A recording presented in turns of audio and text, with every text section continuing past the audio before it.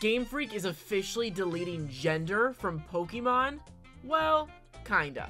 Pokemon themselves still have gender, trainers still have gender and go by pronouns, but your trainer, oh, gender expression has completely changed forever. When you start the game will ask you to choose a hairstyle. That hairstyle will determine if you are a man or a woman. Sounds really weird. It's not the choice I would have made. It sounds actually really weird that hairstyle determines your gender, but let me explain it even more. When you start the game, there's like 10 different hairstyle groups in front of you.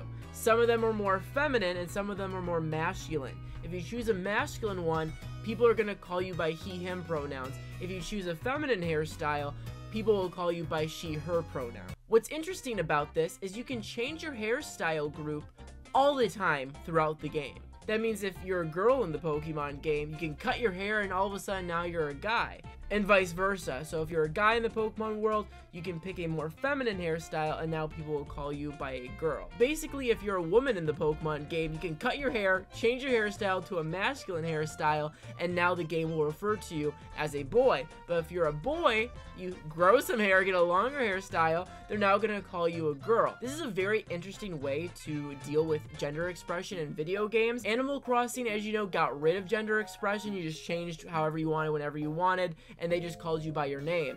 I think that would have made more sense. I think tying it to hairstyles is kind of weird because in the real world, men can have hairstyles that are feminine and they're still men if they want to be called a man. And women have, you know, short hairstyles and people can still call them women if that's what they want. It feels a little backwards while also being progressive at the same time. It's like they wanted to dabble in changing genders and gender identity, but kind of did it in a really backwards way where it's tied to hairstyles. It's a little weird. In my opinion, I would not have done this. What I would have done is I would have had you choose at the start of the game your pronouns, he, him, she, her, or just they, them, and you can change it whenever you want throughout the game, however you feel in the settings. I think that'd be the easiest thing to do, and also everyone would be happy because they can just change their pronouns whenever they want. But because it's tied to hairstyles, you know, I might want a really long hairstyle and still be called a boy, but then I'm gonna be called a girl. It's a little weird. Jammer TCG points out, what about bald hairstyles? So here's my opinion on this. This is why I like the change, even though I think it could have been better. In previous Pokemon games, I wanted to pick the guy because I identify as a guy, and I want to see myself in the Pokemon game. The guy designs were always worse than the girl designs.